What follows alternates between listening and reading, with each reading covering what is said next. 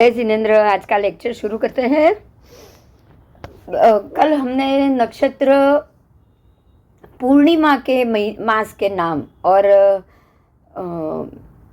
अमावस के मास के समय के मास के अंत के नक्षत्र और पूर्णिमा के नक्षत्र उसके ऊपर अब आज हम देखेंगे। कल हमने ये किया कि पूर्व द्वार के नक्षत्र कितने हैं। जैन आगम में अभिजीत से नक्षत्र शुरू होता है। अभिजीत, श्रवण, घनिष्ठा, सत्तारा, पूर्व भाद्रपद, उत्तर भाद्रपद, रेवती 7 नक्षत्र पूर्व दिशा के कहे गए, मतलब पूर्व द्वार वाले हैं। अगर आपको जब भी ये समझना है कि चंद्र पूर्व द्वार में है या सूर्य पूर्व द्वार में है तो क्रम से ये 7 नक्षत्र में से ही वो पास होगा। उसके बाद दक्षिण द्वार के भी नक्षत्र है, तो रेवती के बाद कंटिन्यू अश्वनी, भरणी, कृतिका, रोहिणी, मृगशीर्ष, आर्द्रा और पुनर्वसु, ये 7 नक्षत्र दक्षिण द्वार के। इसके आगे पुष्य, अश्लेषा, मघा, पूर्व फाल्गुनी, उत्तरा फाल्गुनी, हस्त, चित्रा, ये 7 नक्षत्र पश्चिम द्वार के। और स्वाति, विशाखा, अनुराधा, ज्येष्ठा, मूढ़, पूर्वाषाढ़ा, उत्तराषाढ़ा, ये 7 नक्षत्र उत्तर द्वार के। तो इस प्रकार से चारों दिशा से चारों द्वार में 7-7 नक्षत्र है। ठीक है, तो ये 7 नक्षत्र, एक चक्र के 7 नक्षत्र दूसरे चक्र के, तो टोटल मिला के 28 नक्षत्र इस प्रकार से होंगे। अब आगे देखेंगे चंद्र के 7 मुहूर्त। इसमें से जो अभिजीत नक्षत्र है उसका वो कल हमने देखा संख्यात्मक 4, और संख्यात्मक 4 67 बार होता है।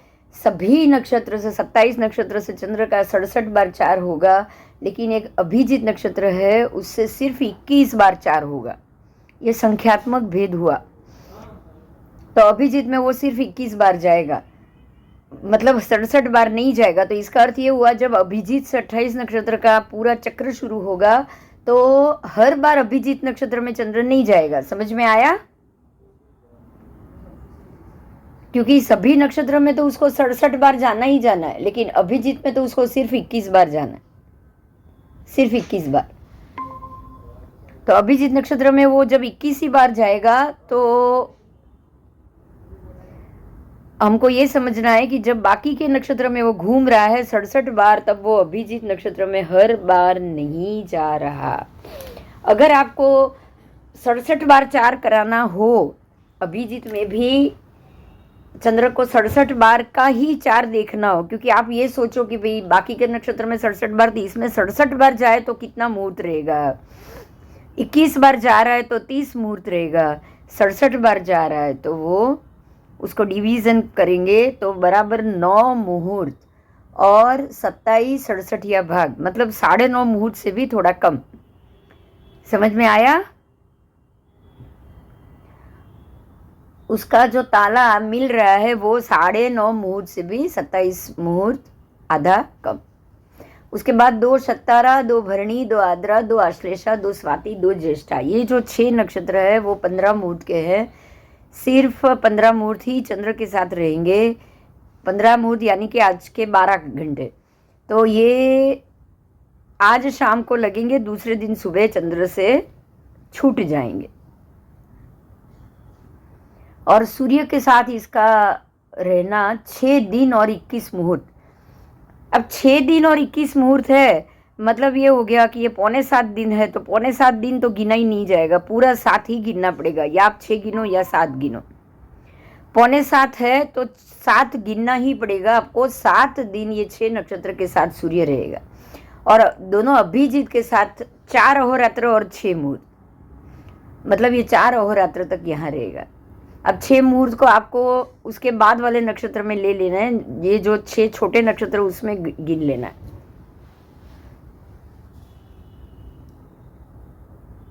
ठीक है। उसके बाद है 2 श्रवण, 2 घनिष्ठा, 2 पूर्व भाद्रपद, 2 रेवती, 2 अश्वनी, 2 कृतिका, 2 मृगशीर्ष, 2 पुष्य, 2 मघा, 2 पूर्वा फाल्गुनी, 2 हस्त, 2 चित्रा, 2 अनुराधा, 2 मूल और 2 पूर्वाषाढ़ा। ये टोटल आपके जो नक्षत्र हुए वो दो दो गिना है, ऐसे 15 होते हैं, लेकिन डबल गिना है तो 30 नक्षत्र हुए, जो चंद्र के साथ 30 मुहूर्त यानी कि एक पूरा अहोरात्र तक रहेगा। और सूर्य के साथ ये 13 दिन और 12 मुहूर्त रहता है। ये भी 13.5 दिन तो हो ही गए। 13 दिन और 12 मुहूर्त आने से वो 13.5 दिन हो जाता है। और अब जो बाकी 6 नक्षत्र बचे, 2 उत्तर भाद्रपद, 2 रोहिणी, 2 पुनर्वसु, 2 उत्तरा फाल्गुनी, 2 विशाखा, 2 उत्तराषाढ़, ये 6 नक्षत्र के साथ ये 1.5 दिन तक रहेगा। कितने? 1.5 दिन तक। तो 1.5 दिन रहने के कारण अगर ये आज शाम को लग रहा है तो कल संध्या तक, और अगर कल आज रात को लग रहा है तो परसों सुबह तक, ऐसे ये 1.5 दिन तक रहेगा। ठीक है, आओ अब ये हर एक नक्षत्र में पूर्णिमा अमावस हो तो कौन सा महीना लगेगा? जैसे कि श्रावण महीना, उसको लोकोत्तर अभिनंदन कहा गया है। भादरवा महीना उसको लोकोत्तर मतलब आगम में सुप्रतिष्ठ कहा गया है। आसो महीना उसको आगम में विजय मास कहा गया है। कार्तक महीना उसको आगम में प्रीतिवर्धन कहा गया है। मागसर महीना उसको आगम में श्रेयांस मास कहा गया है। पोष महीना जिसको आगम में शिव मास कहा गया है। महा महीना जिसको आगम में शिशिर मास कहा गया है। फागुन महीना जिसको आगम में हेमंत मास कहा गया है। चैत्र महीना जिसको आगम में वसंत मास कहा गया, और वैशाख महीना जिसको आगम में कुसुम संभव कहा गया है। फिर जेठ महीना जिसको आगम में निदाध मास कहा गया है, और आषाढ़ मास जिसको आगम में वन विरोह कहा गया है। अब सारे नक्षत्र के पिक्चर्स हैं, आपको यहाँ दिख रहा है, देखो। अब हम नक्षत्र के तारों की बात करेंगे। आपको यहाँ ये तारे दिखाई दे रहे हैं, जैसे कि अभिजीत नक्षत्र वो 3 तारों से बना हुआ है। उसको गोतीर शीर्ष कहा गया है क्योंकि उसका बिल्कुल चेहरा ये 3 तारों के आकार के हिसाब से गाय का चेहरा दिख रहा है। देखो, आपको गाय का माथा दिखेगा। उसके बाद श्रवण नक्षत्र भी 3 ही तारों से है, ऊपर 1 2 नीचे, तो ये बिल्कुल कावड़ यानी कि तराजू का आकार बन रहा है। फिर घनिष्ठा नक्षत्र के 5 तारे ये पिंजरे का आकार बना रहा है 5 तारों से। आओ, उसके बाद शतारा नक्षत्र जो 100 नक्षत्रों से बना हुआ है, फूलों की छाप कही जाती है। 100 नक्षत्र अगर एक छाप में पड़े हो तो बिल्कुल इस आकार के बन जाएंगे। उसके बाद पूर्व भाद्रपद, उत्तर भाद्रपद, ये दोनों का कंजक्शन होता है, जुड़ा हुआ होता है। आपको यहाँ भी अर्धवाव दिख रही है, यहाँ भी अर्धवाव दिख रही है। आधी वाव में ये पूर्व भाद्रपद में ऊपर के 2 तारे हैं और उत्तर भाद्रपद में नीचे के 2 तारे हैं। बराबर आकार दिख रहा है आपको? हाँ। उसके बाद है रेवती नक्षत्र जो 32 तारों से बना हुआ है, 32, और ये एक नाव का आकार बना रहा है, होड़ी। 32 तारों की होड़ी हो तो ये नाव हो, तो इतनी बड़ी नाव, 32 तारे कोई छोटी जगह नहीं है। बराबर, एक से एक तारे दूरी में तो बहुत दूर दूर होते हैं आकाश में, तो ये बहुत बड़ी नाव हो गई रेवती नक्षत्र। फिर आता है ये अश्वनी जो अश्वस्कंद है, घोड़े का सिर। तो यहाँ 3 तारे हैं, 1 2 3 ऐसे एक लाइन में जा रहे हैं। एक से दूसरा नीचे उतरेगा, नीचे उससे तीसरा और नीचे उतरेगा। तो इस प्रकार से 3 तारे अश्वनी नक्षत्र के होंगे। तो ये हुआ अश्वनी नक्षत्र के 3 तारे, 1 2 और 3। अब आओ आगे भरणी नक्षत्र के 3 तारे। भरणी नक्षत्र को योनि कहा गया है क्योंकि उसका आकार बिल्कुल योनि की तरह। आप देखो यहाँ पे योनि दिख रही है आपको, ऐसे बराबर ट्रायंगल हो रहा है, और ये योनि का आकार है, इसलिए इसको भग यानी कि योनि कहा गया है। ये 3 तारों से बनी हुई है, ये उल्टा त्रिकोण है। उसके बाद आ रहा है कृतिका नक्षत्र जो थैला है, थैले जैसा, 3 इस तरफ 3 इस तरफ, 6 नक्षत्र से ये थैला बना हुआ है, बैग। उसके बाद है रोहिणी नक्षत्र, 5 नक्षत्र का ये है, और गाड़ा की धूसरी होती है ना, जैसे गाड़े के पीछे लगा हुआ हो, बैठो गाड़े में, सुपड़े जैसा, सुपड़ा भी ऐसा ही होता है ना। तो ये 5 तारों से बना है रोहिणी नक्षत्र। फिर मृगशीर नक्षत्र में जैसे अश्वनी में ऊपर से नीचे उतर रहा था, या नीचे से ऊपर जा रहा है, दिख रहा है? मृगशीर नक्षत्र में तारे नीचे से ऊपर जाएंगे, 3 तारों का ये मृगशीर नक्षत्र। उसके बाद आओ आर्द्रा, एक ही तारा है और एक ही तारा है इसलिए उसको खून की बूंद बोला गया है। आर्द्रा नक्षत्र क्रूर नक्षत्र है और एक ही बूंद पड़ी हुई है ऐसी, तो ऐसा लग रहा है ये जैसे कोई खून की बूंद पड़ी है। फिर है पुनर्वसु नक्षत्र जो तराजू बनाता है, 5 बराबर 5 तारे हैं, तो ये बड़ा तराजू बन रहा है। उसके बाद पुष्य नक्षत्र जिसको वर्धमान बोला जाता है, तो ये एक बाउल की तरह है जो 3 तारे से बना हुआ है। देखो आपको यहाँ दिखेगा वर्धमान। आओ उसके बाद है आश्लेषा नक्षत्र जो बराबर 6 तारों से बना है, ये ऊपर 3 और नीचे 3, 6 तारा, और ये ध्वजा का आकार बना रहा है।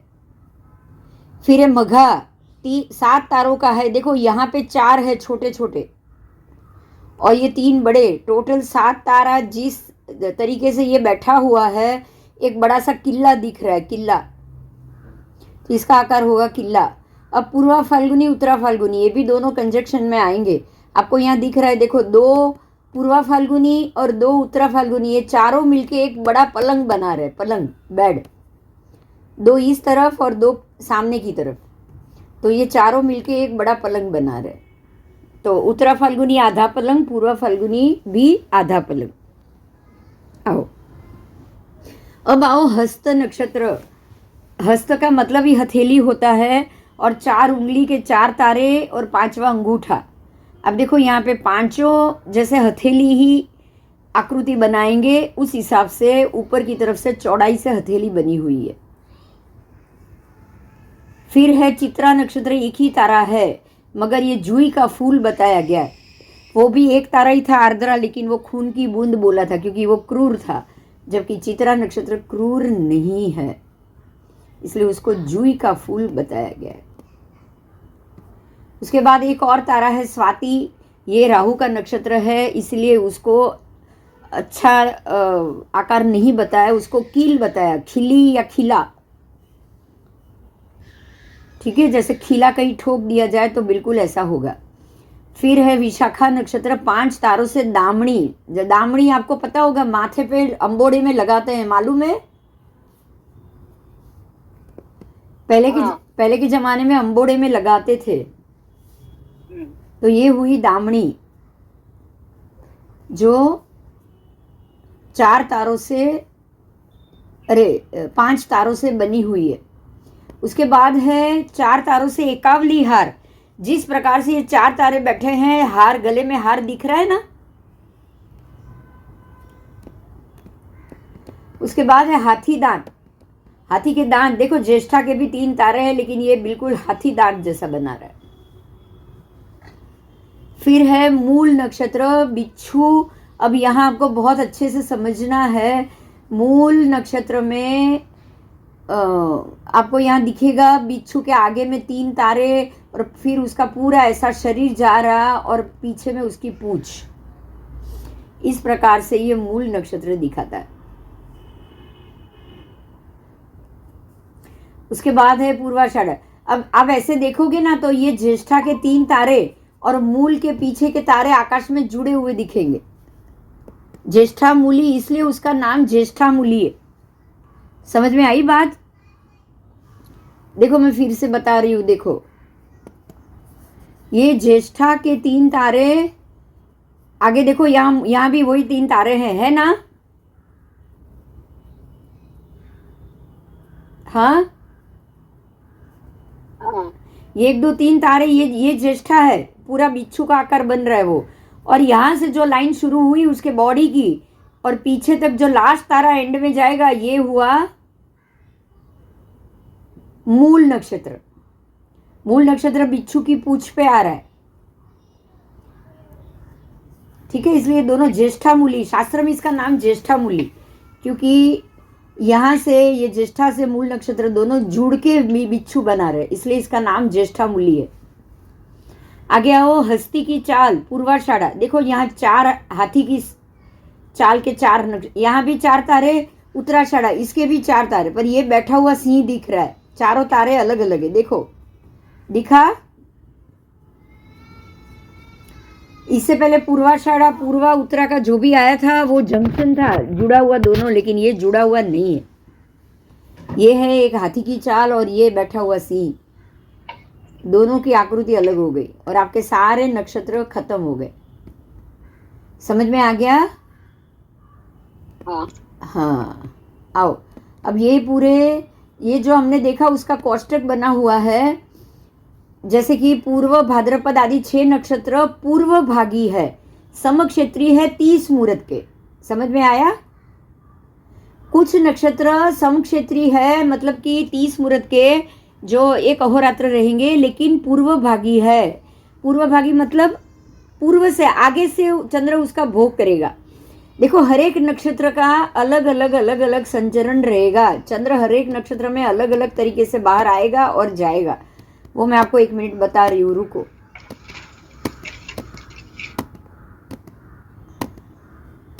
उसका भी फोटो है, मैं बता रही हूँ, 1 मिनट।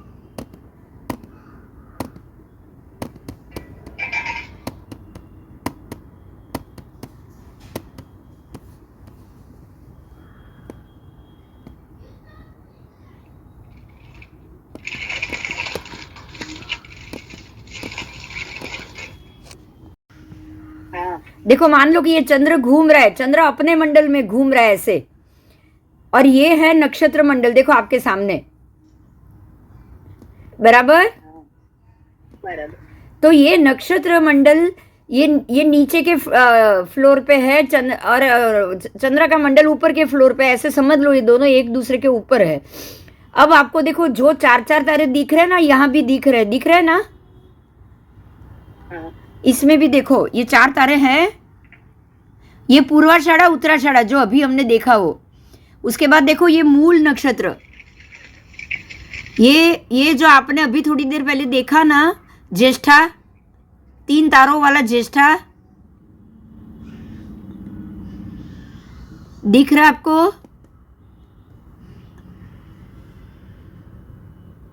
और उसके बाद ये 3 तारा ज्येष्ठा है, दिख रहा है? 1 2 3 ज्येष्ठा लिखा हुआ है बाजू में। उसके बाद ये मूल नक्षत्र, फिर ये आया विशाखा नक्षत्र, ये स्वाति नक्षत्र जिसका 1 ही तारा था, ये हस्त नक्षत्र उसका 5 तारा था। दिख रहा है ना आपको सब अभी? हाँ देखा। हाँ, तो अब आपको यहाँ ये समझना है कि जब भी चंद्र ये नक्षत्र के नीचे आएगा, पूर्वाषाढ़ा उत्तराषाढ़ा के नीचे, तब सूर्य की स्थिति के हिसाब से वो सूर्य से जितना दूर होगा वो तिथि लगेगी। समझ में आया? मान लो कि आज आषाढ़ी पूनम है तो उत्तराषाढ़ा में चंद्र होगा, और चंद्र उत्तराषाढ़ा में होगा आषाढ़ी पूनम के दिन, तो सूर्य कहाँ होगा? आओ बताती हूं मैं।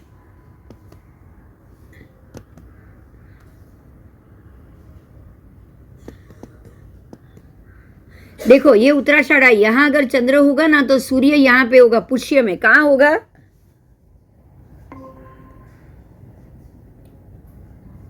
यहां होगा पुष्य में, सूर्य होगा पुष्य में और चंद्र होगा उत्तराषाढ़ा में। बोलो एक दूसरे से पूर्णिमा हुई? हाँ या ना?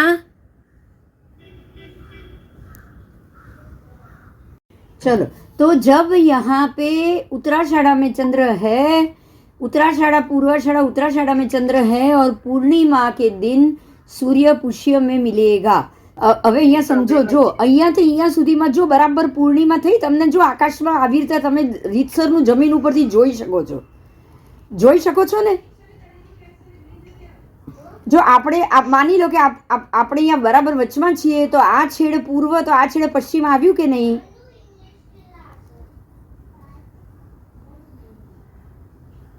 હા, આ પૂર્વની ક્ષિતિજ થશે, પશ્ચિમની ક્ષિતિજ થશે. પૂનમે એક ટાઈમે પૂર્ણિમાએ સાંજે 6 વાગે સૂર્ય ઉગે ત્યારે ચંદ્ર, સૂર્ય આથમે ત્યારે ચંદ્ર ઉગે છે. હા કે ના?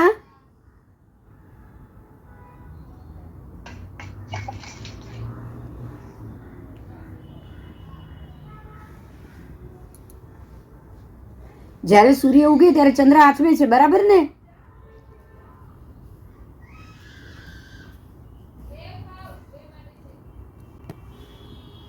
चलो, और अगर जब भी मान लो कि चंद्र यहाँ पे पुष्य में है, चंद्र पुष्य में है और सूर्य अभिजीत में, अब देखो ये पूरा उल्टा होगा। चंद्र अगर पुष्य में है और सूर्य अभिजीत में है तो ये पौष महीने की पूनम होगी। आओ समझो, ये पौष की पूर्णिमा हो जाएगी। यहाँ पे आपका सूर्य है और बराबर ये आधे में, आधे नक्षत्र पट में अगर चंद्र है तो ये पौष की पूर्णिमा हो गई, यहाँ से लेके यहाँ। क्योंकि ये आपको ये दो क्षितिज दिखेगी। देखो हमेशा ये नक्षत्र पट ना बिल्कुल ऐसे उतरता हुआ चंद्र और सूर्य का मार्ग दिख रहा है। आपको ये चीज ऑब्जर्व करनी है रोज आकाश में।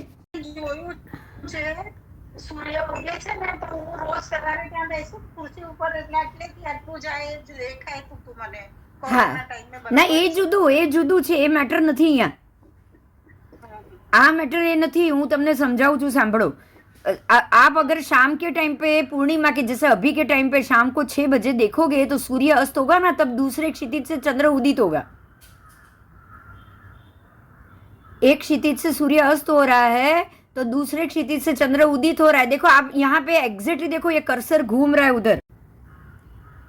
ये हमारे लिए अगर पूर्व क्षितिज से आप यहाँ चंद्र उदित हो रहा है और यहाँ पे अभिजीत में सूर्य अस्त हो रहा है कि नहीं? बराबर यही स्थिति दिख रही है। आप देखो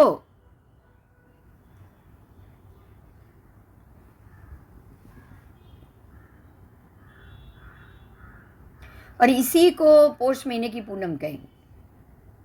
तो जो नक्षत्र में चंद्र है, पूर्णिमांत नक्षत्र वही है, उसको कुल संज्ञक बोला गया है। नक्षत्र को कुल संज्ञक बोला गया है क्योंकि कुल संज्ञक में ही ज्यादातर पूर्णिमाएं आएगी और उसी नाम से, वो नक्षत्र के नाम से ही वो महीना जाना जाएगा। पुष्य में चंद्र है तो वो पौष महीने की पूनम हुई, बराबर। अगर उत्तरा फाल्गुनी में चंद्र है तो वो फागण महीना की पूनम होगी। चित्रा नक्षत्र में चंद्र है तो वो चैत्र महीने की पूनम होगी। समझ में आ रहा है?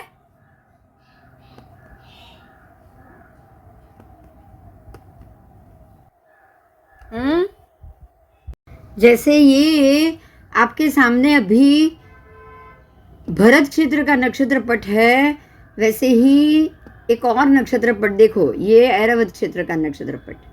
तो इस प्रकार से जब भी भरत में जब अभिजीत में सूर्य और पुष्य में चंद्र है और पौष महीना है, बराबर यहाँ भी दूसरा सूर्य अभिजीत में है और यहाँ पौष में पुष्य में चंद्र है। तो दोनों नक्षत्र पट में एक साथ एक ही समय पे दोनों ग्रह आएंगे और पौष की पूनम करेंगे। तो ऐसे पौष की पूनम दोनों सूर्य और दोनों चंद्र से होगी। और जब भी पौष में चंद्र है और पूर्णिमा होगी तो वो पौष की ही पूनम होगी। ये नियम है, ठीक है? चलो आओ, देखो ये है सर्व अभ्यंतर मंडल और ये है सर्व बाह्य मंडल। यहाँ आपको दिख रहा है सर्व अभ्यंतर मंडल और सर्व बाह्य मंडल। ये सर्व अंदर का मंडल मांडला है वो अभ्यंतर मंडल है और बाहर का जो बड़ा मांडला है वो है सर्व बाह्य मंडल, ठीक है?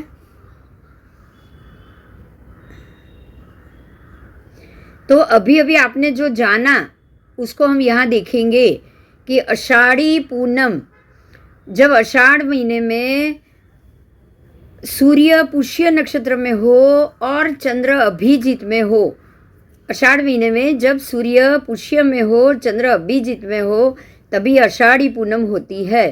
तो ये देखो आपको यहाँ मांडला भी दिखेगा। देखो ये पहला मांडला है, दूसरा मांडला है, तीसरा। हर एक नक्षत्र एक एक मंडल पे डिवीजन में बैठे हुए हैं, डिवीजन होके। और जब आषाढ़ी पूनम होगी तब दिन सबसे बड़ा होगा। दिन बड़ा होता है, रात छोटी होती है। तो आषाढ़ी पूनम में जब सूर्य पुष्य नक्षत्र में है और दिन बड़ा है, तो बड़ा होने का कारण यही है कि अंदर का जो मांडला है उसमें सूर्य है। आओ, ये अंदर का मांडला है, देखो। अब अगर अंदर के मांडले में सूर्य है, मतलब ये हुआ कि अंदर का मांडला एरिया छोटा है, इसीलिए सूर्य अस्त होने से पहले ही दूसरा सूर्य जल्दी से उदित हो जाएगा। देखो, सूर्य की गति धीमी होगी, बराबर। सूर्य की गति धीमी होगी और धीरे धीरे सूर्य खिसकेगा, तो ये दिन बड़ा हो जाएगा, रात छोटी हो जाएगी। एक सूर्य अस्त होने से पहले ही दूसरा सूर्य उदित हो जाता है, इसलिए यहाँ पे दिन बड़े होते हैं। तो ये आषाढ़ी पूनम होने का कारण, और अगर सूर्य पुष्य नक्षत्र में अंदर के मांडले में है, ये कारण है, तो उसका असर ये होगा कि जब सूर्य का प्रकाश जब बाहर फेंकेगा तो दिन बड़ा हो जाएगा, क्योंकि ये मांडला छोटा है। मांडला छोटा है इसलिए सूर्य धीरे धीरे चलेगा, धीरे धीरे चलेगा। इसका मतलब ये हो गया कि अब दिन बड़ा हो जाएगा, बराबर,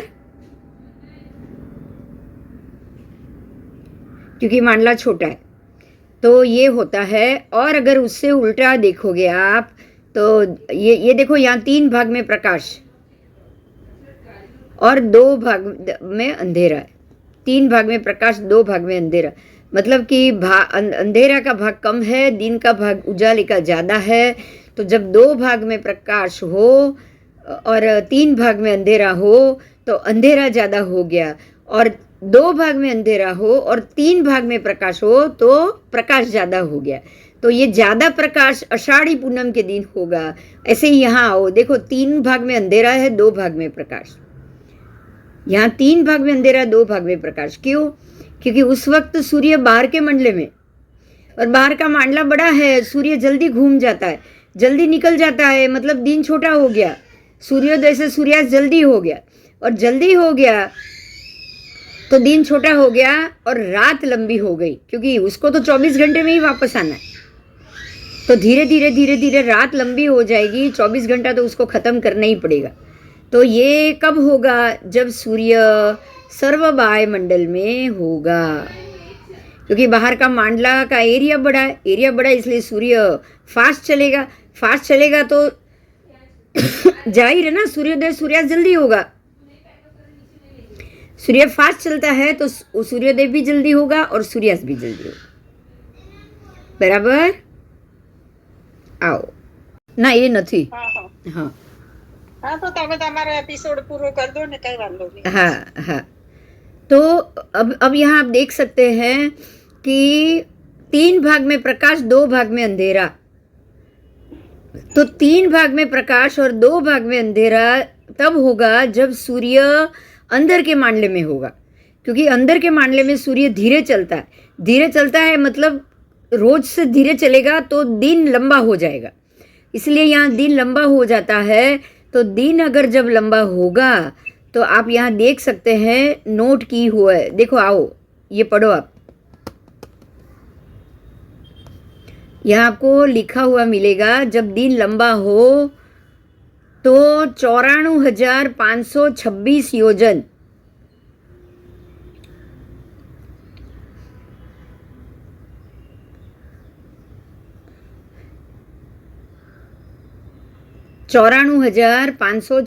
योजन, अरे सॉरी, 526 योजन पहले मंडल पे, और लास्ट अंतिम मंडल पे 94,594।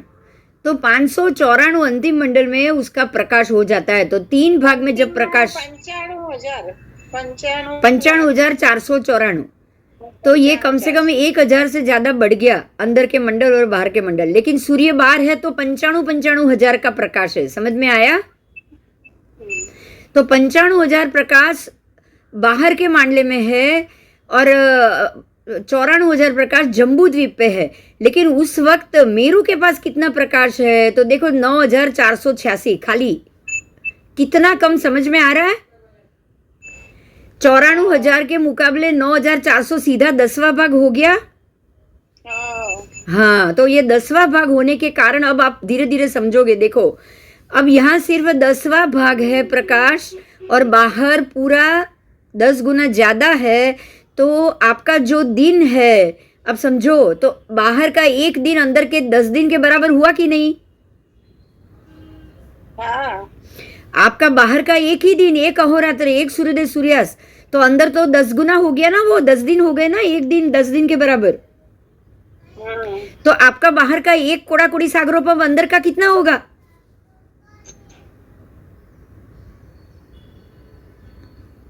बाद में एक कूड़ा तो अंदर अंदर का, बाहर का एक कोड़ा कोड़ी, तो अंदर का 10 गुना करो, 10 कोड़ा कोड़ी होगा कि नहीं? बाहर का आपका एक कोड़ा कोड़ी सागरोपम का समय हो तो अंदर में 10 कोड़ा कोड़ी होगा कि नहीं? 10 गुना 10 गण 10 कोड़ा कोड़ी बोला जाएगा ना एक वर्ष को। देखो, अंदर के एक वर्ष को, बाहर का जो एक वर्ष है, अंदर का भी एक वर्ष तो होगा नहीं ना, कम से कम ये खाली 9486 ही है प्रकाश। तो अगर आप सोचो 94,526 को अगर आप एक दिन बोल सकते हो, तो 9486 को तो एक दिन तो बोल नहीं पाओगे ना। नहीं। वो 10 गुना करोगे तब एक दिन होगा ना। हाँ तो आप अंदर के 10 दिन इकट्ठे करोगे तब बाहर का एक दिन होगा। बोलो हाँ या ना?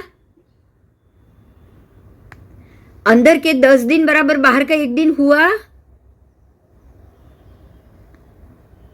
तो अंदर के 10 कोड़ा कोड़ी के बराबर बाहर का एक कोड़ा कोड़ी। समझ में आया अभी ये बात?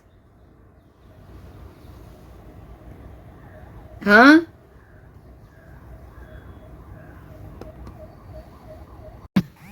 अब हम अगला टॉपिक करेंगे। 1830 दिन अहोरात्र का एक युग होता है। आप यहाँ ध्यान दीजिए, देखिए, एक युग के अहोरात्र 1830, तो सूर्य, उसमें सूर्य के भी 1830, नक्षत्र से भी 1830, चंद्र से भी 1830, ऋतु से भी 1830 और अभिवर्धित संवत्सर से भी 1830। एक युग के दिन तो सबके एक जैसे ही होते हैं। आओ, एक युग के मास अलग अलग हो जाएंगे।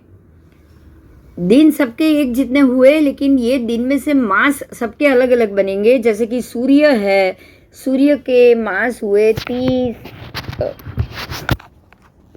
60 महीने। कितने? 60 मास। उसके बाद नक्षत्र के है वो है 67 मास, चंद्र के है वो है 62 महीने, ऋतु के है 61 महीने और अभिवर्धित के है 57 महीने, 7 दिन और 11, 23, 62 मुहूर्त। तो ये अलग अलग 1830 दिन के जो 5 वर्ष का संवत्सर है, वो संवत्सर तो सबके एक हो जाएंगे, लेकिन मास सबके एक नहीं हो रहे। मतलब ये हुआ कि सूर्य 60 महीने ले रहा है, तो नक्षत्र 67 महीना ले रहा है, तो चंद्र 62 महीना ले रहा है। मतलब सब एक साथ में एक ही जगह पे वापस नहीं आ रहा है। समझ में आया? सूर्य 5 महीने आगे निकल गया है, नक्षत्र 7 महीना आगे निकल गया है और चंद्र 2 महीना आगे निकल गया है और ऋतु संवत्सर 1 महीना आगे निकल चुका है और सामने उसके बदले में अभिजीत संवत्सर तो और 3 महीना पीछे। तो सब एक साथ शुरू तो हुए लेकिन एक साथ खत्म नहीं हो पाया। तो 1830 दिन यानी कि 5 वर्ष के एक युग में ये लोग कभी भी एक जगह जहाँ से शुरू हुआ है वहाँ पे वापस नहीं आ रहे हैं। इस चीज़ को खास ध्यान देना है। लेकिन अब 5 वर्ष का हिसाब हम पूरा करेंगे। सूर्य के 60 महीने हैं, तो एक महीने के अगर 1830 को 60 से भागोगे तो एक महीने के 30 दिन और आधा 30.5 दिन मिलेंगे। संवत्सर के महीने 12 होंगे और संवत्सर की रात्रि 366 होगी। 366 क्योंकि 30.5 दिन है तो 12 महीने के 30 के हिसाब से तो 360 हो गए और आधा आधा आधा दिन और 12 तो वो भी 6 दिन और, तो 366 दिन हो गए। अब उसके बाद नक्षत्र की बारी है। नक्षत्र के 67 महीने हैं, तो 1830 को अगर 67 से आप भागोगे तो 27 दिन पूरे हुए, एक महीने के 27 दिन। लेकिन खाली 27 दिन नहीं हो रहे हैं, ऊपर से 21 67 ज़्यादा बचा है। मतलब 28 दिन का 21 भाग, आधे से कम भाग और उसको चाहिए। ठीक है, तो ये भी 62 महीने का ही प्रमाण है। और अरे 12 महीना ही गिना जाता है, 62 नहीं, 12 ही महीना उसके भी गिने जाएंगे। और उसके अहोरात्र होंगे 327 ही अहोरात्र, और 51 60वां भाग, मतलब 328वां दिन पूरा नहीं होगा, ठीक है, थोड़ा बाकी रहेगा। इतना होगा नक्षत्र संवत्सर का प्रमाण। अब चंद्र संवत्सर की बात करेंगे। 1830 दिन में चंद्र के 62 महीने जाते हैं, 62 महीने। 60 महीना तो 12 महीना नॉर्मल, और 2 महीना जो ज़्यादा हुआ है उसको अधिक महीना गिना है, अधिक महीना। और अधिक महीना करके 5 वर्ष के युग में चंद्र की गति को पूरा कर दिया है, ठीक है। आओ अब 1 महीने के दिन कितने हुए उसके, अगर उसको 62 से भागोगे, क्योंकि 62 पूर्णिमा और 62 अमावस तो हो ही रही है, ध्यान दो। 62 पूनम और 62 अमावस हो रही है। चंद्र का महीना कैसे देखा जाएगा, तो कितनी पूर्णिमा हुई, कितनी अमावस पूरी हुई, उस पे चंद्रमास खत्म होगा। तो 1830 दिन में 62 पूनम 62 अमावस खत्म हुई, तो 62 महीने खत्म हो गए। तो उसको 62 से जब भागोगे तो 1 महीने के दिन निकलेंगे 29 दिन और 32 62 ज़्यादा भाग, मतलब कि 29.5 दिन से थोड़ा ज़्यादा, ठीक है, 29.5 दिन से थोड़ा ज़्यादा। और उसका महीने भी 12 ही रहेंगे साल में, लेकिन जो दिन थोड़ा ज़्यादा हुआ है ना, 1 महीने में थोड़ा ज़्यादा दिन हुआ, तो उससे गड़बड़ ये हो गई कि 12 महीने में भी थोड़ा थोड़ा ज़्यादा करके आप देखोगे यहाँ पे 354 दिन, और ऊपर से थोड़ा ज़्यादा एक और दिन। समझ में आया? सूर्य एक ही है जो 366 में खत्म हो रहा है, ना नक्षत्र महीना खत्म हो रहा है साल, ना ही चंद्र साल खत्म हो रहा है। तो 12 भाग 5वां भाग ज्यादा हो गया है। 354 दिन ऊपर से 355 एक दिन के 5वां भाग जितना समय ज्यादा हुआ। अब उसके बाद है ऋतु संवत्सर, 1830 दिन का है, 61 ऋतु मास है, और 61 महीने हैं उसके, और एक मास के अहोरात्र है 30, और महीने हैं 12, तो टोटल क्या होगा उसका 360 दिन। वो 360 दिन में खत्म हो जाएगा। अभिवर्धित संवत्सर है वो है 1830 दिन के 5 वर्ष में 57 महीने और 7 दिन, और ऊपर से 11 11.25 जितना मुहूर्त। और तो ये मास के अहोरात्र हुए, 31 अहोरात्र ऑलरेडी हो गए, ऊपर से लगभग 32 अहोरात्र खत्म, 32 जितना अहोरात्र। ये महीने में अहोरात्र 32 जितने हो जाते एक महीने के।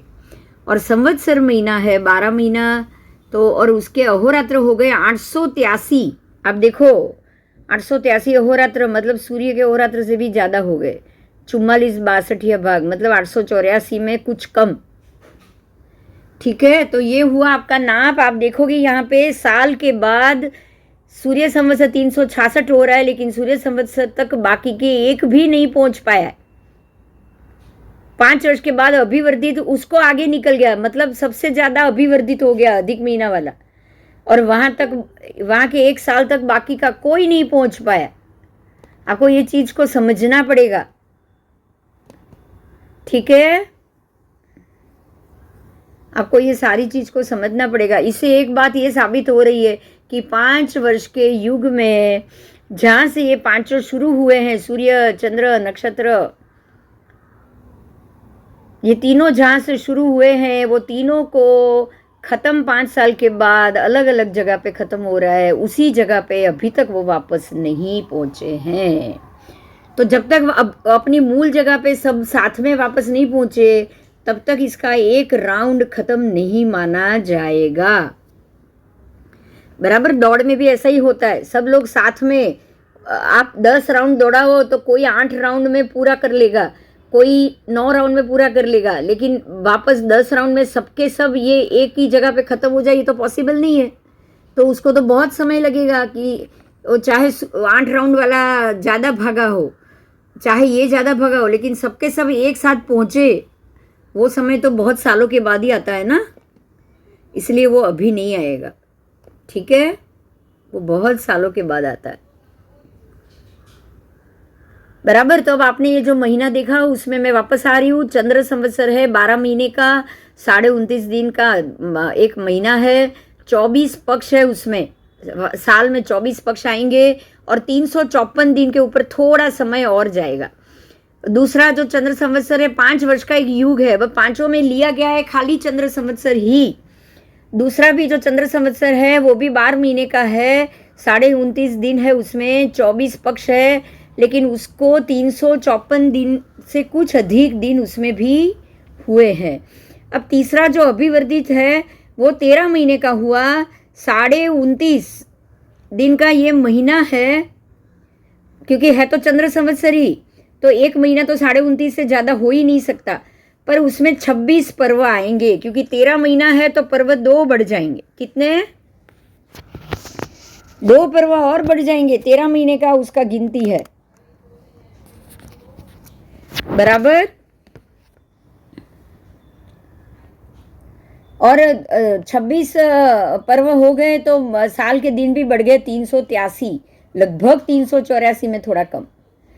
फिर पांचवा अभिवर्धित महीना है, वो भी चौथा संवत्सर चंद्र संवत्सर है, वो भी 12 महीने का है और 29.5 दिन है, 24 पर्व है, 354 दिन से थोड़ा ज़्यादा दिन उसका होगा।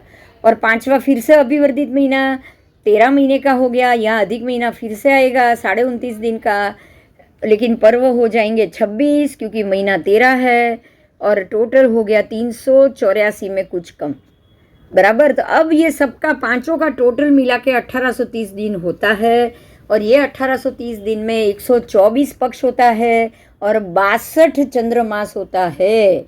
तो ये पांचों चंद्र संवत्सर में 62 चंद्रमास हुआ, तो 2 महीना अधिक हुआ, और इस हिसाब से पंचांग बनता है। समझ में आ गया? धीरे धीरे समझ में आ जाएगा पंचांग कैसे बनता है। तो पंचांग में ये चंद्र युग संवत्सर को लिया जाता है। किसको?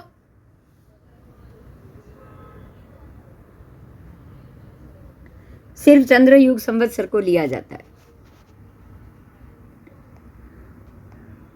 आओ, चंद्र संवत्सर 5 चंद्र संवत्सर लिए जाएंगे। और 5 चंद्र संवत्सर का ही महत्व क्यों है? क्योंकि चंद्र संवत्सर से ही पूर्णिमा और अमावस होगी, और चंद्र संवत्सर के हिसाब से ही ये अमावस्या और पूर्णिमा को लेकर 62 महीने का, 5 वर्ष में 62 महीने का पंचांग बनेगा। और 62 महीना आया है, महीने तो 12 ही है, 12 से तो ज़्यादा महीना है नहीं। तो जो 2 महीना 12 50 60 महीना होता है, साल के 12 महीना, तो 5 साल के तो 60 महीना ही होगा ना, लेकिन 2 महीना अधिक हुआ तो वो अधिक महीना किसी एक महीने को डबल कर दिया जाता है। ऐसा बोला जाता है कि ये अधिक महीना, इस महीने को डबल, 2 महीने में एक ही नाम वापरो, उसको बोला जाता है अधिक महीना। ठीक है, तो अधिक महीने के लिए भी अगर हम आगे पढ़ेंगे, अभी हम यहाँ पे संवत्सर की बात कर रहे हैं। नक्षत्र संवत्सर, चंद्र संवत्सर, ऋतु संवत्सर, आदित्य संवत्सर और अभिवर्धित सूर्य संवत्सर और अभिवर्धित संवत्सर। तो ये पांचों संवत्सर के प्रमाण यहाँ आपने देखे, मैंने बताए, सबके दिन, सबके महीने, सब चीज़ आपने देखी, बराबर। अब आगे जाएंगे। आओ,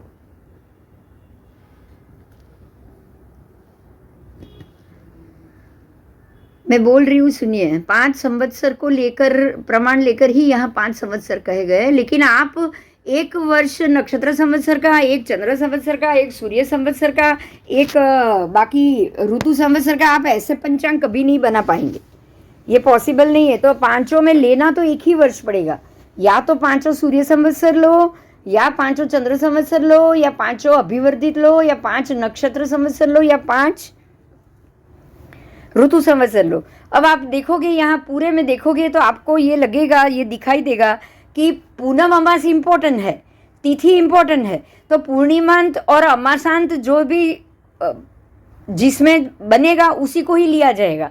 तो पूर्णिमा और अमास तो देखो ऋतु संवत्सर से तो बनेगा नहीं, नक्षत्र संवत्सर से भी बनेगा नहीं, और सूर्य संवत्सर भी बनेगा नहीं, क्योंकि सूर्य के बिंब ऊपर तो पूनम अमास दिख नहीं रही है, पूनम अमास दिख रही है चंद्र के बिंब के ऊपर, इसीलिए चंद्र संवत्सर ही यहाँ पे लिया गया है।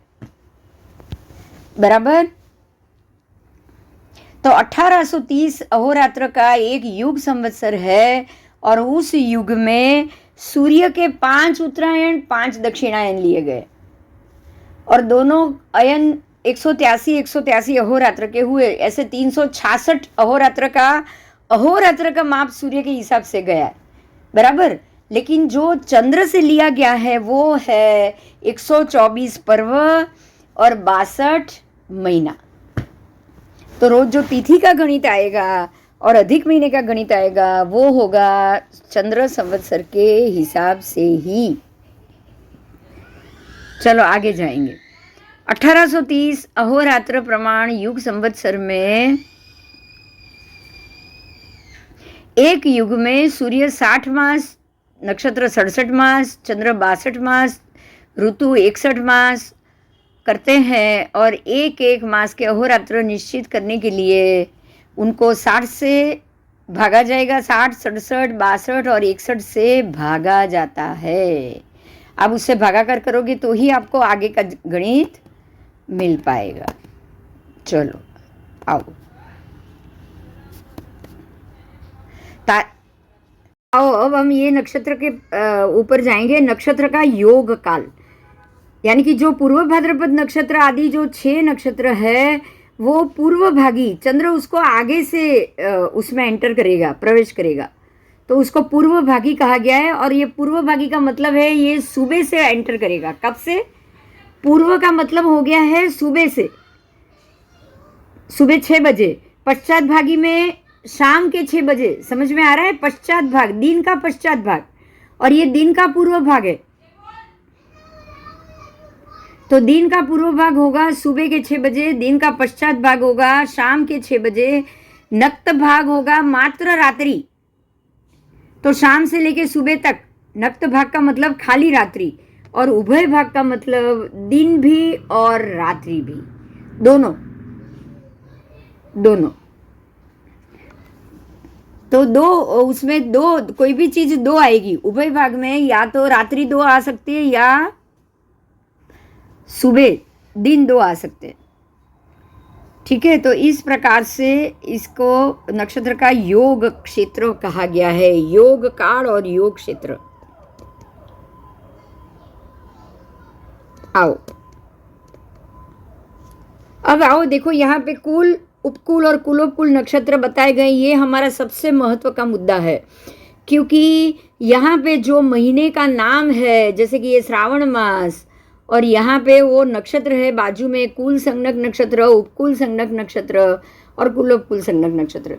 तो ऐसा कहा जाता है कि श्रावण महीना का जो भी पूनम अमास होने का कारण है वो घनिष्ठा नक्षत्र, अगर कुल संज्ञक है तो घनिष्ठा में ही पूर्णिमा और अमावस होगी। भादरवा महीना है तो उत्तर भाद्रपद में ही होगी। आसो है तो अश्वनी में ही होगी। कार्तक है तो कृतिका में ही होगी।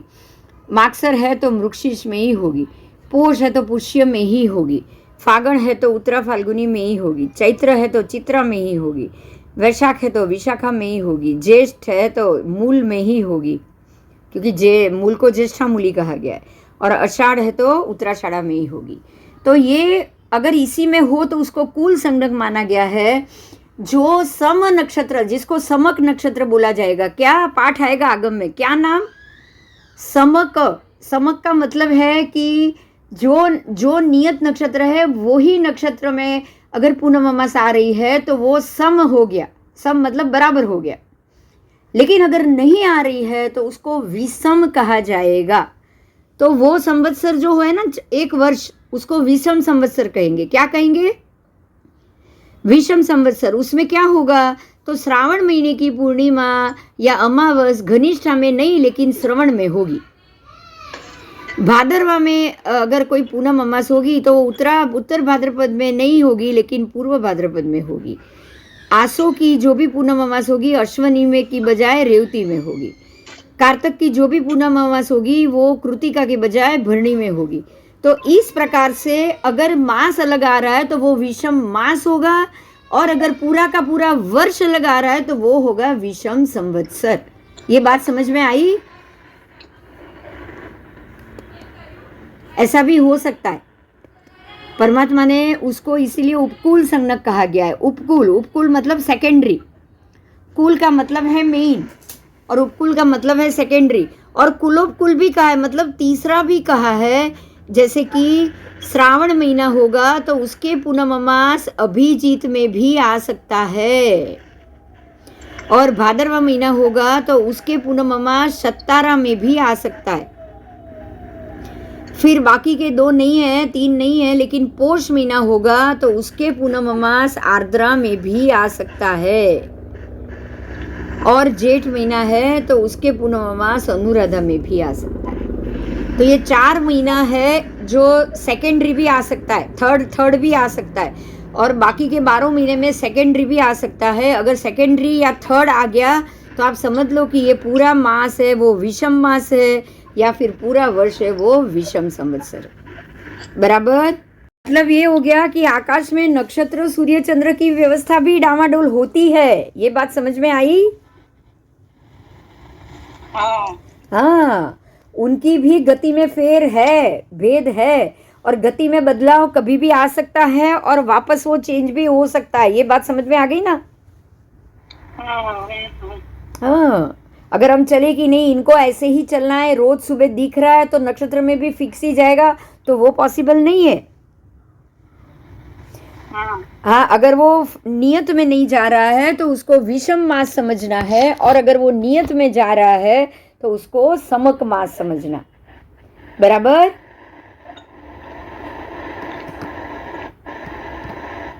आओ, तो आपको इससे मालूम पड़ेगा कि भाई सूर्य चंद्र जैसे ग्रह नक्षत्र आपके कहने से नहीं चलने वाले। हाँ, वो आपके कहने से नहीं चलने वाले, वो अपनी मर्जी से चलने वाले, अपने मर्जी के हिसाब से चलने वाले। तभी तो हम बोलते हैं ना कि चंद्र को भी ग्रहण होता है। हाँ, ग्रह नक्षत्र पहरिए तो પછી आप पहनो तो भी आपका पुण्य काम करेगा। अगर पुण्य बलवान नहीं है तो वो भी काम नहीं करेगा। निमित्त तो होना चाहिए ना। अच्छा, हाँ, निमित्त तो होना चाहिए ना अंदर पड़ा हुआ काम करने के लिए। हाँ हम बोलते हैं ना कि उपादान तो होना चाहिए। हाँ, जीव में उपादान हो तो ही परमात्मा की हाजिरी काम करेगी। अगर उपादान ही नहीं है तो क्या काम करेगा बताओ? बराबर। आप सोच सकते हो श्रेणीक राजा कैसे बदल गए, हाँ कैसे पशु को भी मारने वाले थे, मांसाहारी आहार करने वाले थे कि नहीं? हाँ, लेकिन वो बदल गए। लेकिन क्या कपिला दासी बदली? नहीं, काल सौरिक नहीं बदला, कपिला दासी नहीं बदला, मम्मड़ सेठ नहीं बदला। क्यों? क्योंकि अंदर उपादान ही नहीं पड़ा था। हाँ तो ये जो उपादान का जो आपने आपको ये पता होगा, आनंद गंजी की सज्जायों में निमित्त और उपादान बहुत बार आता है ये शब्द। तो ये है क्या? बोलो, ये है क्या? अगर पुण्य उपादान में पुण्य ही नहीं होगा तो ग्रह कहाँ से काम करेंगे बताओ? अच्छा, हाँ, पुण्य का उपादान भी तो चाहिए ना। पात्रता भी होनी चाहिए ना व्यक्ति में। बराबर। इससे बहुत सारा फलादेश आपका क्लियर हो जाएगा। इतने भी ये इनडिसिप्लिन हो जाए, आपको अभी अभी आपको ये बताया गया कि सूर्य और चंद्र अपनी मर्जी से चलने वाले हैं, स्वतंत्र हैं, तो वो उनको आप अगर आप बोलोगे कि आपको श्रावण महीने में घनिष्ठा नक्षत्र में ही पूर्णिमा नियमा करनी है तो वो मानने वाले नहीं है। बराबर? वो हाँ, वो श्रावण में भी पूर्णिमा कर सकते हैं, अभिजीत में भी पूर्णिमा कर सकते हैं, उनकी मर्जी। तो आपको यहाँ ये देखना है कि जब वहाँ उनकी अपनी मर्जी चल रही है तो जब उनके नीचे राहु चलेगा, बोलो तब चंद्र की अपनी मर्जी चलेगी? चंद्र के बराबर 4 अंगुल नीचे राहु चल रहा है, ध्रुव राहु का विमान जो काला रंग का है, और वो अपने प्रकाश से चंद्र की एक एक कला को ढकता है। बराबर? और उसी के कारण एक एक तिथि, उसी के कारण ये तिथि बनती है। बोलो अब यहाँ चंद्र का कोई जोर चल रहा है? नहीं। मतलब कि वो कहीं पे तो मार खाएगा ना, आप अपने हिसाब से करोगे तो। हाँ हाँ आपको जो कर्म बंध बांधना है उसका फल तो भोगना ही पड़ेगा। हाँ। तो ये सारे कर्म से अधीन है, आपको यहाँ से ही मालूम पड़ जाएगा। ये ग्रह नक्षत्र उसके इंद्र सब कर्म के अधीन है। और यही कारण है कि हमें ये संपूर्ण चराचर जगत को छोड़ के बाहर निकलना है, इन सब में कभी भी नहीं आना है। ये सब जो फैक्टर है उसको फैक्टर समझना है। तो ये सारे निमित्त हो, उपादान हो, ये सारे संसार के निमित्त और संसार के उपादान है। ये सारी बात समझ में आ गई? हाँ। आप उसका आधार ले सकते हो, लेकिन आपको साधना तो मोक्ष की करनी पड़ेगी। क्योंकि जब यही स्वतंत्र नहीं, आप समझ सकते हो, देखो चंद्र खुद स्वतंत्र नहीं है, तो आपने मोती पहन लिया उसको, आपको वो क्या फल देगा? तो आपके अंदर उपादान पुण्य है तो ही मिलेगा, बराबर? बराबर। बस यहाँ पे उपादान काम कर रहा है। अगर आपका पुण्य बलवान नहीं है या फिर आपका वो समय खत्म नहीं हुआ, तो फिर आपको चंद्र का जो आप पहन लोगे उसका स्टोन तो भी असर नहीं करेगा। क्योंकि खाली चंद्र पहनने से कुछ नहीं होगा। देखो ये बहुत क्लियर मैसेज है आज मेरी तरफ से। मेरी तरफ से ये बहुत है आज क्लियर। आज बहुत अच्छा सवाल कर लिया तूने कि खाली चंद्र पहन से कुछ नहीं होगा। क्यों? क्योंकि वो खुद ही बंधा हुआ है। हाँ, जब वो खुद ही बंधा हुआ है, कर्म से बंधा हुआ है, राहु से बंधा हुआ है, तो वो अपनी मर्जी से तो आपको सुख नहीं दे पाएगा। हाँ, अगर आपके नसीब में सुख लिखा हो या आप उस प्रकार का पुण्य उपार्जन करो, कर्म करो, तो ही आप उसमें से छूट पाओगे। बस मतलब ये है कि ये सारे संसार के खिलौने हैं, एक बात समझ लेना है बस। ये सारे संसार बंधाने वाले खिलौने हैं, संसार से बंधे हुए खिलौने। खुद नाच रहे हैं और सबको नचा रहे हैं। सारा जगत कर्मों के अधीन है और प्रत्येक जीव को कर्मों ने संग्रहित करके रखा है। ये चीज मत भूलना, ये भगवती सूत्र में बार बार लिखा है। सारे जीव कर्मों से संग्रहित है। अगर आप वो ही ताला खोल दो ना, तोड़ दो ना, जंजीर कर्मों ने आपको जकड़ के रख दिया है, आप वो जंजीर तोड़ दो बस। ये सब अपने अपने कर्म के जंजीर से बंधे हुए। देखो यहाँ आपको राहु दिख रहा है, राहु कैसे चंद्र को बांध रहा है। अरे क्या राहु की ताकत है क्या वो चंद्र को बांध पाए? बोलो। सूर्य को भी बांध देता है ना, जब ग्रहण करता है तब बांधता है कि नहीं? हाँ, किसी को मतलब हर एक के ऊपर दूसरा बाप बन के बैठा हुआ है। और राहु केतु के ऊपर भी बैठा हुआ है। वो भी अपने मर्जी से या उसके मर्जी से मुक्त तो वो भी नहीं है, घूम ही रहे हैं वो। बराबर। कितने ज्यादा अशुभ कर्म का उनका भार होगा जो उनको सूर्य चंद्र को ढकना पड़ रहा है। आप समझ में आ रही है ये बात? मतलब वो कितने अशुभ कर्म से दबे हुए होंगे, आप ये सोचो। जो सूर्य से पूरे जगत में उजाला हो रहा है उसको ग्रहण करना है।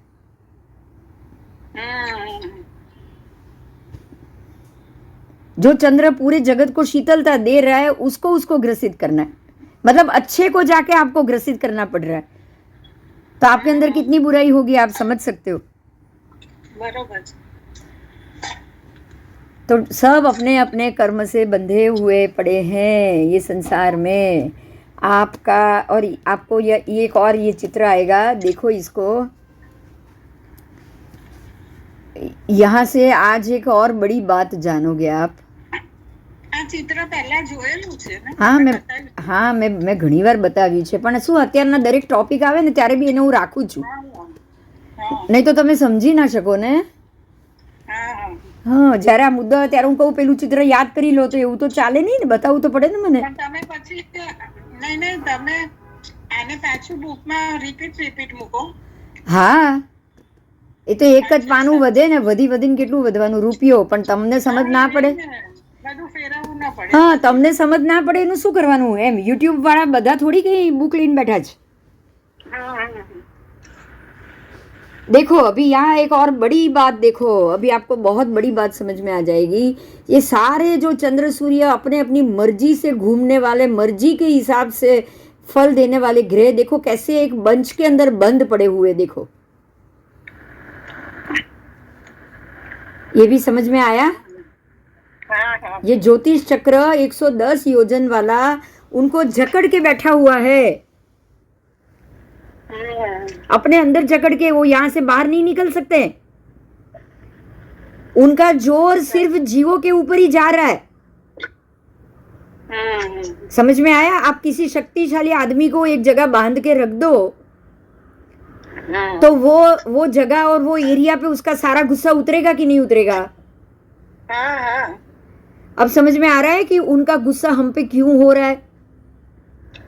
बरोबर. क्योंकि उनको भी घूमना पड़ रहा है, वो भी गोल गोल एक ही जगह पे, एक ही जगह. किसको अच्छा लगेगा? कौन देव खुश होगा बताओ? बरोबर से. कोई देव को खुशी नहीं मिलेगी. और है तो मिथ्यात्वी, आधे तो इसमें से मिथ्यात्वी है. हाँ, हाँ. तो अपनी अपनी जो ताकत है वो कहाँ लगाएंगे वो? બધા મિથ્યાત્વ ન હોય. अरे बिंब के तो सारे के सारे एकेंद्रीय जीव मिथ्यात्वी है. हाँ. अच्छा, उनके हाथी घोड़े जो भी, जो 16-16 हजार रथ के खींचने वाले, सारे के सारे मिथ्यात्वी. अच्छा. खाली सूर्य इंद्र चंद्र इंद्र को छोड़ो, बाकी सारे मिथ्यात्वी. हाँ, हाँ. और सब अपनी मर्जी के मालिक. ના ના. हाँ, કેવી રીતે? सब अपनी मर्जी. हर एक देव अपनी मर्जी का मालिक है. वो भवनपति हो तो भी अपनी मर्जी का मालिक. जब भी मन करे वो आके बिजली गिरा के चला जाएगा. अच्छा. हाँ, कोई भी देव, चमरेंद्र उत्पात करके नहीं आया, इंद्र को परेशान करके आया कि नहीं? हाँ, हाँ, हाँ. और ऊपर से आप ये भी सोचो, इसमें ये भी एक और बात सोचो कि ये सारे देव जब भी मर्जी करे बारिश गिरा के चले जाएंगे, जब भी मर्जी करे नरक गति के जीवों को जाके मार के आ जाएंगे. तो ये अपनी मर्जी के हिसाब से अंदर सारी धमाल कर रहे हैं, लेकिन क्या ये ज्योतिष चक्र से बाहर निकल पा रहे हैं? नहीं.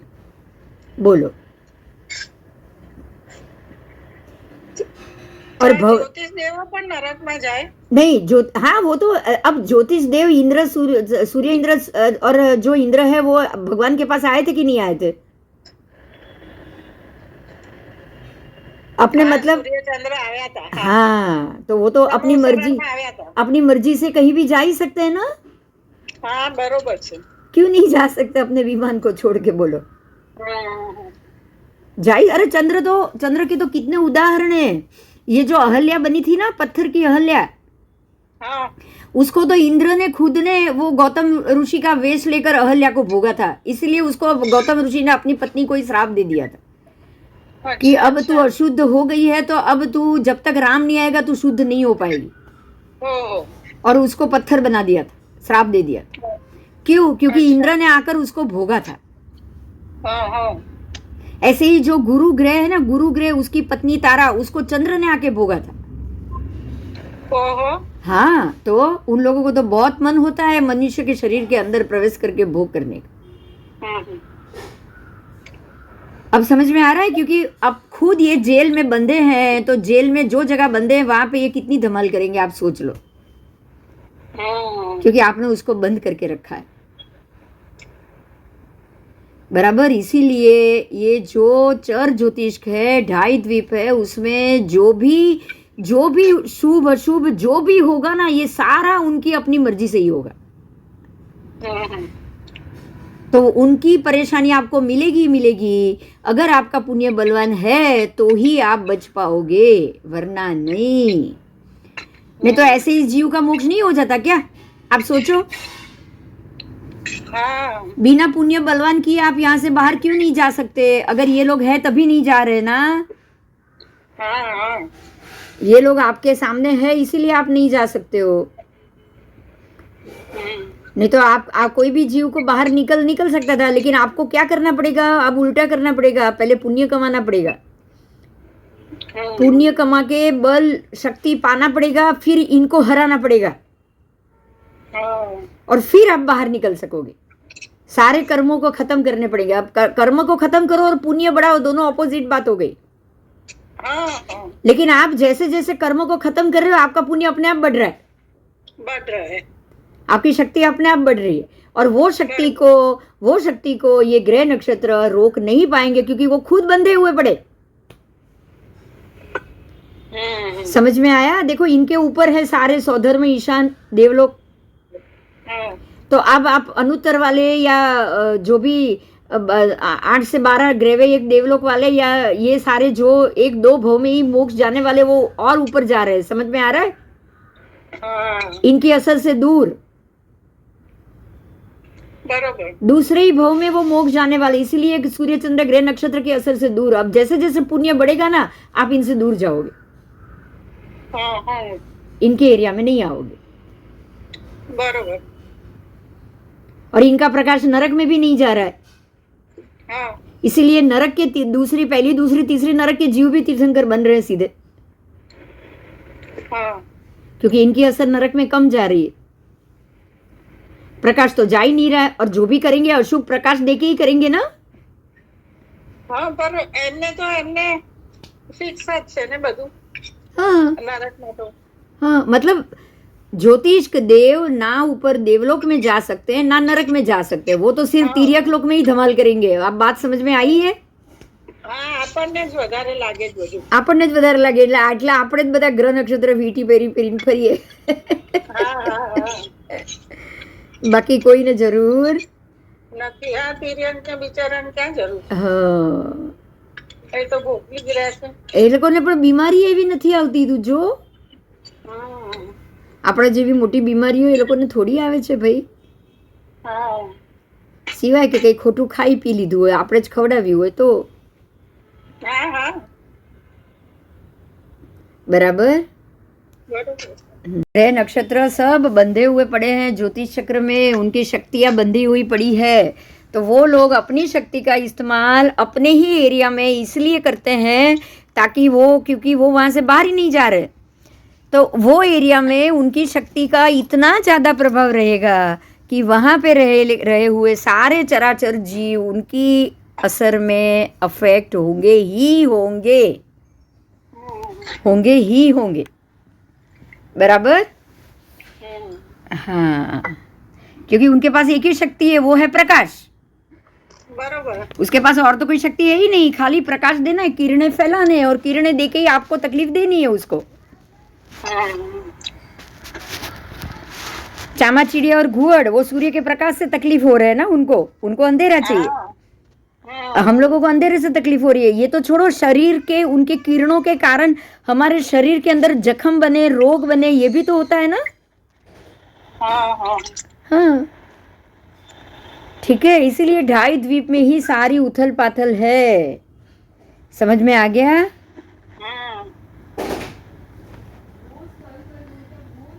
आज बहुत अच्छा लगा नहीं?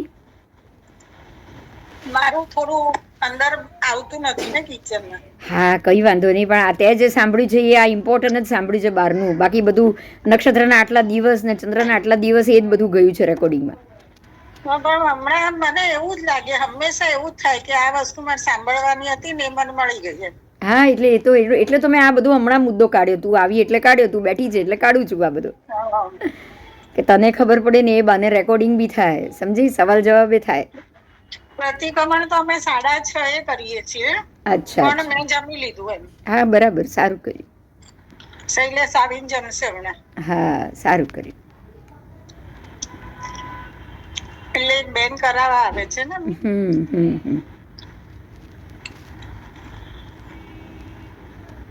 બોલ, હવે બોલ, બાકી સરસ। હા, આજે શનિવાર હોય ને એટલે આ લોકો બધા ઘરે પધારે ને। हाँ, आज का लेक्चर यहाँ समाप्त हो रहा है। अभी हम सोमवार को मिलेंगे।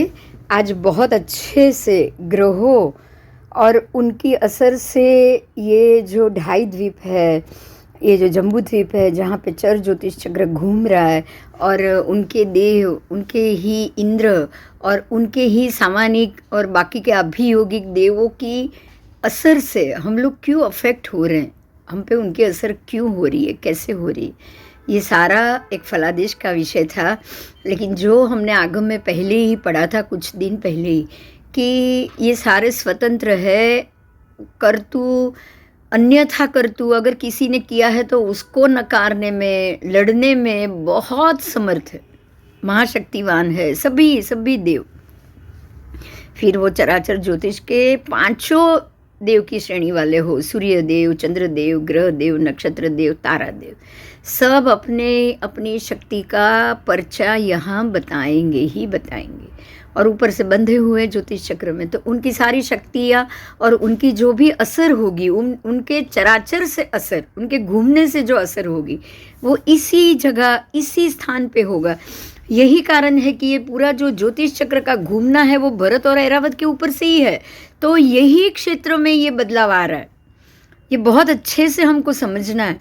और आज एक ये तो दूसरा मुद्दा आया था कि बाहर के एरिया में जब 24 घंटे का दिन हो रहा है, इतना लंबा 1440 दिन की सेकंड है और उसका जो समय है वो ही एक अहोरात्र में अंदर के भाग में सिर्फ 10वां भाग होता है।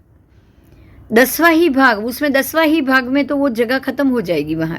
अगर बाहर की अपेक्षा से अंदर का देखा जाए तो बाहर की अपेक्षा से एक दिन अंदर की अपेक्षा से 10 दिन के बराबर हुआ।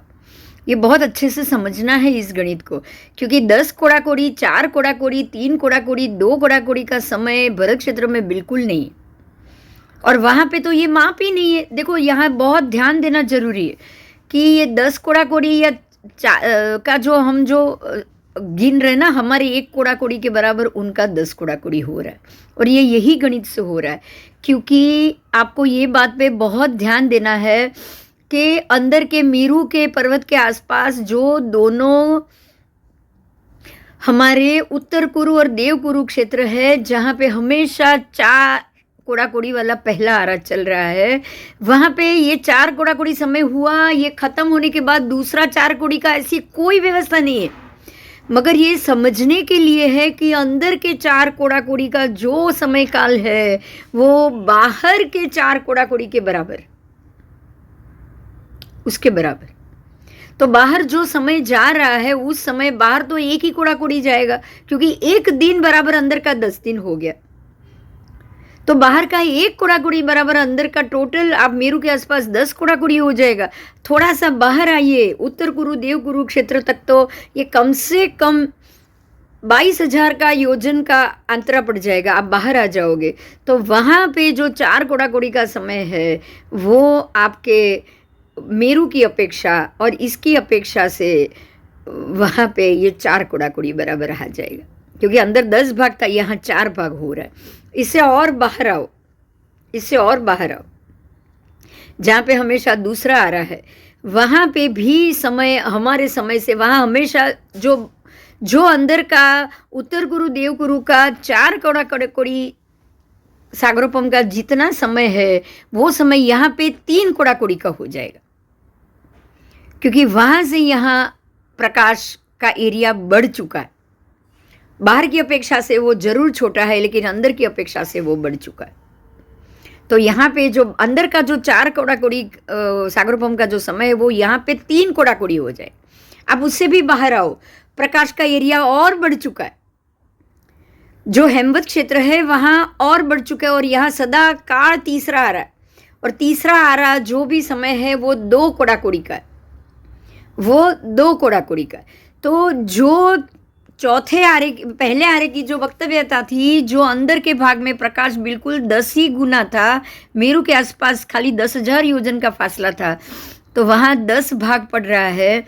आप उत्तर गुरु की तरफ ये 4 भाग हो रहा है, 40 भाग हो जाता है, और बाहर आओ 30वां भाग है, और बाहर आओ 20वां भाग है। यहाँ पे बाहर के 1 कोड़ा कोड़ी के बराबर 2 कोड़ा कोड़ी का समय जाएगा, और आप बाहर देखोगे तो सीधा 1 ही भाग आ गया, सीधा 1 भाग अंदर के 10 भाग के हिसाब से बाहर 1 ही भाग आ गया, क्योंकि अंदर के 144 भाग जो पढ़ रहे हैं, दिन के 44 सेकेंड ही मिनट हो रहे हैं, वो बाहर 1444 मिनट हो रहे, बस अरे सॉरी, बाहर के 1440 मिनट हो रहे, अंदर के 144 मिनट के बराबर एक दिन हो रहा है, वो बाहर 1440 मिनट के हिसाब से एक दिन हो रहा है। हमारा यहाँ का 24 घंटा 1440 मिनट का होता है, और बराबर उसका 10वां भाग आप घटा दो तो अंदर 144 भाग ही हो रहा है। फिर से बोल रही हूँ, बाहर के जो भरत ऐरावत क्षेत्र के जो एरिया है, वहाँ पे बराबर सूर्य आज उदय हुआ, कल फिर से उदय होगा, वो 24 घंटे के एक अहोरात्र में 1440 मिनट निकलते हैं। तो इसकी अपेक्षा से बाहर का ये एक भाग हुआ तो अंदर बराबर 10वां भाग घट जाएगा। बाहर की अपेक्षा से अंदर 10वां भाग होगा मेरू के आसपास, क्योंकि बाहर का एरिया जम्बू द्वीप का 1 लाख योजन है, तो अंदर का एरिया 10,000 योजन, बराबर इसका 10वां भाग घटेगा। और ये घटने से प्रकाश का जो एरिया आपका दिन का जो 1440 मिनट का जो एक दिन है, अंदर 144 हो जाएगा, 10वां भाग ही खत्म, घट गया है। तो इस अपेक्षा से बाहर का 1 कोड़ाकोड़ी सागरोपम काल अंदर के 10 कोड़ाकोड़ी मेरू के आसपास 10 कोड़ाकोड़ी के बराबर है, लेकिन वहां पे कोई भी मनुष्य की बस्ती नहीं, कोई भी नहीं। सीधे उत्तर कुरुक्षेत्र की तरफ आना है, और उत्तर कुरु की क्षेत्र की तरफ वो 10 भाग की जगह यहाँ पे 4था भाग आ जाता है।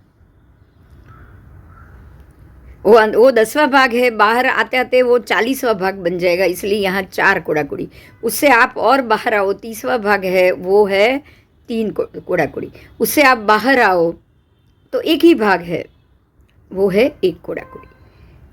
बराबर, मुझे लग रहा है आपको समझ में आ गया होगा। फिर भी नहीं समझ में आया जरूर प्रश्न करो। बराबर, मेरा फ़ोन नंबर है 9320094925, और आप इस पे मुझे प्रश्न कर सकते हैं, जब भी मन करे बात कर सकते हैं। मेरा समझाने का यहाँ एक ही मुद्दा है कि जो ये काल चक्र है, जो 20 कोड़ाकोड़ी सागरोपम बराबर हमारी 224 ही हो रही है, तो ये 20 कोड़ाकोड़ी सागरोपम का काल है, वो मीरू के आसपास का, महाविद्य के आसपास की जगह का है। तो 4 कोड़ाकोड़ी, 3 कोड़ाकोड़ी, 2 कोड़ाकोड़ी और बाहर का 1 कोड़ाकोड़ी, ये मिलके आपका 20 कोड़ाकोड़ी सागरोपम हुआ है। क्योंकि अंदर तो ये सागरोपम की गिनती ही नहीं है, अंदर ये बिल्कुल गिनती नहीं। और बाहर के 1 कोड़ाकोड़ी सागरोपम के अंदर ही सारे तीर्थंकर परमात्मा जन्मेंगे, उसी वक्त महाविद्य सब जगह सारे तीर्थंकर परमात्मा जन्मेंगे। भरत ऐरावत की 224 हो जाएगी, क्योंकि यहाँ 2 कोड़ाकोड़ी काल एक साथ में होगा, उत्सर्पिणी अवसर्पिणी के हिसाब से। तो उत्सर्पिणी का 10 कोड़ाकोड़ी, अवसर्पिणी का 10 कोड़ाकोड़ी बराबर। देखिए, ध्यान दीजिए, ये जो 10 कोड़ाकोड़ी है वो 4, 3, 2, 1 सब मिलके गिना हुआ है। मगर जम्बू द्वीप का जो भी भरत क्षेत्र, ऐरावत क्षेत्र के जो भी उत्सर्पिणी अवसर्पिणी का जो डबल काल आएगा ना, वो बराबर 20 कोड़ाकोड़ी अंदर के हो जाते हैं, और उसी समय में अंदर परमात्मा का जन्म होगा, बाकी के समय में नहीं। और ये गणित के लिए आपको ये चीज़ याद रखनी है। क्यों? क्योंकि अंदर के क्षेत्र में 10वें भाग का ही प्रकाश है, तो अंदर के 10 दिन बराबर बाहर का 1 दिन है, ये आपको याद रखना है। अंदर के 10 कोड़ाकोड़ी के बाहर बराबर बाहर का 1 कोड़ाकोड़ी है, ये भी आपको याद रखना है। बराबर बराबर। तो इस हिसाब से ये गणित को याद रखना है। अब आज का लेक्चर मैं यहाँ समाप्त कर रही हूँ। बहुत सारे क्वेश्चन होंगे, लेकिन जब तक आपका ये पूरा जैनिज़्म का पूरा कोर्स ख़त्म नहीं होगा, तब तक ये मुद्दा बार बार आएगा, और आपको ये धीरे धीरे जरूर समझ में आ जाएगा। आपको इतना आज याद रखना है कि चाहे वो पहला आरा की जगह है, दूसरे आरे की जगह हो, तीसरे आरे का जगह हो, ये सारे क्षेत्र में कोई पहला दूसरा आरा गिना नहीं जा रहा है। उनके ये पहला आरा खत्म हुआ, 4 कोड़ाकोड़ी खत्म हुआ, यहाँ 3 कोड़ाकोड़ी खत्म हुआ, दूसरी 3 कोड़ाकोड़ी शुरू हुई, कोई गिनती वहाँ पे नहीं।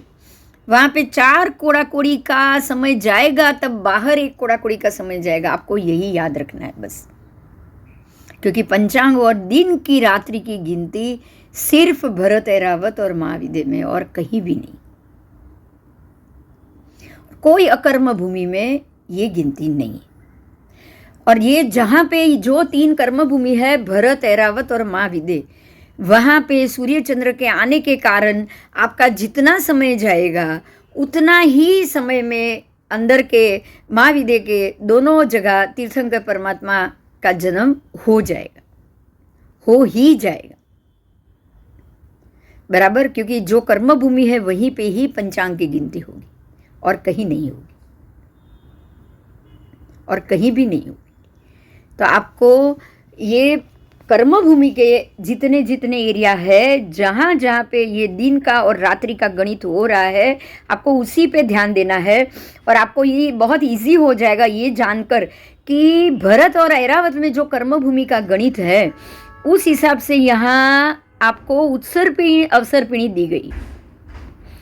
और महाविदे में जो कर्म भूमि का जो हमारा जो गणित है, वहाँ पे हमेशा सदाकाल चौथा आरा बताया गया, चौथा आरा जैसा समय बताया गया, चौथे आरे जैसी वक्तव्यता बताई गई। और हमारे में 6 के 6 आरा जैसी वक्तव्यता बताई गई, बराबर बराबर, ऐसी वक्तव्यता बताई गई। बाकी जब यहाँ एक पहली उत्सर्पिणी के जब तीर्थंकर जन्मेंगे, उस वक्त महाविदे में भी उसी समय उसी अहोरात्र में जन्मेंगे। और जब हमारे अवसर्पिणी में तीर्थंकर जन्मेंगे, उसी समय उसी अहोरात्र में वहां भी जन्म लेंगे। ठीक है, तो उसी समय तीर्थंकर हर जगह जन्म लेंगे, क्योंकि जो कर्म भूमि है वहीं पे ही 7 ग्रह उच्च के होंगे, तब ही तीर्थंकर परमात्मा जन्मेंगे। और सभी कर्म भूमि में एक अहोरात्र में सब जगह 7 ग्रह उच्च स्थान में जाएंगे ही जाएंगे। और तब ये सभी कर्म भूमि में तीर्थंकर परमात्मा चक्रवर्ती, वासुदेव, बलदेव, जिनको जिनको जन्म लेना है वो ऐसे उच्च स्थान के ग्रहों में ही जन्म लेंगे। ये नियत है, ये नियत, बराबर। तो ये गणित से ही हम पंचांग के मुद्दे को आगे लेंगे। आज का लेक्चर यहीं पे समाप्त हो रहा है। अगला लेक्चर सोमवार को जरूर होगा। तब तक के लिए जय जिनेंद्र।